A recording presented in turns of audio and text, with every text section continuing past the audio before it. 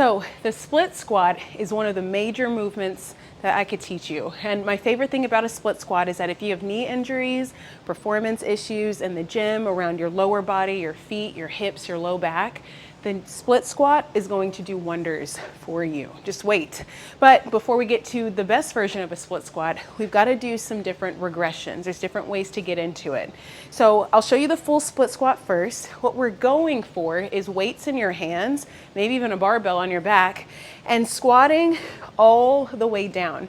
Notice how far my knees are over my toes. The goal is to put some tension and some work into the knee as well as the quads, while also stretching the back leg, keeping this hip flexor open and allowing your body to be able to do this.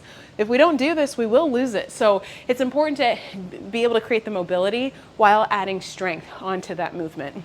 Now, the way to progress into that ability is by starting with elevation with your feet and assistance.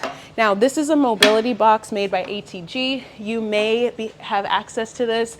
It is very unlikely, at least at the time of this recording, because this is a very new piece of equipment and we're graced to be able to have this. So this exercise is going to require for you to find something to put your foot on. Now, you might also be able to use a bench to elevate your foot as well. If you have a box, one of those jumping boxes, you can put your foot on that as well. But find at levels that you will be able to adjust over time so that if you need to start off high, because either your knee pain is too much or you need to start off high because your mobility or your weakness is currently there. The higher you start, the better. Now, we want to keep balance out of the equation in the beginning. So finding something to hold on to as you practice really getting this knee folded well is going to be priority.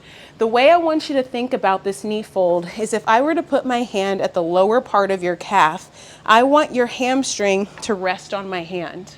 Now, if you have pain, you might find that this is the furthest you can go, even when you're elevated. What I want you to do is just work towards the pain, but don't go into the pain. You want to stay just behind the pain and try to push, force it just a little bit, come out of it, do your requested number of reps. And over time, what you'll notice is you'll be able to get lower and lower and lower. Now, if we didn't go low enough, there's more to go. So with this mobility box, you're able to actually adjust the height. If you have one of those boxes, let's put it right about here. If you have one of those boxes, then you can just find a box that's not as high. But the way we're going to use this is lower this platform, maintain with our assistant so we don't have to deal with balance. And then once again, working on that depth, making sure this back knee is not bent, but doing your best to strengthen and lengthen that out. Now, you'll do your number of reps here, and then we get to progress this further. So the next layer of this is going to be to go down all the way to the floor, still prioritizing assistance. So with this, I want my leg that's closest to my support to be which leg is in front, because eventually I'm going to use the opposite hand for my weights. So what we're going to do here is drive the knee forward. Again, hand at the base of your calf. If you can sandwich it, that is the goal. Really, really good if you can come onto your toes in this phase, and even better, if you can come this low and keep your heel flat, that's going to be incredible. But for right now, what I'm really looking for is heel off the ground, sandwiching all the way. And if you're tight here in this back hip, you're going to notice that that back knee is going to want to bend. So really keep that knee off the ground. Once you're down here, finding that ability to pop up.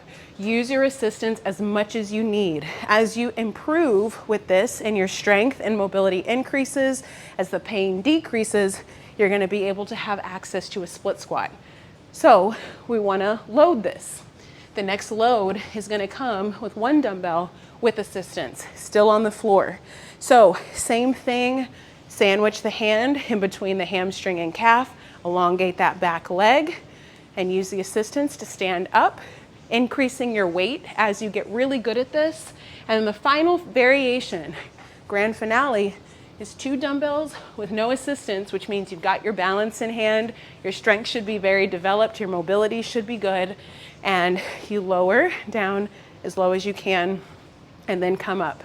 The power of a split squat is that it helps resemble a deep squat. And whenever you can do deep squats and you can jump and your knees can go over your toes if you're running, whatever it is that you need to do, you'll be able to do once you master the split squat.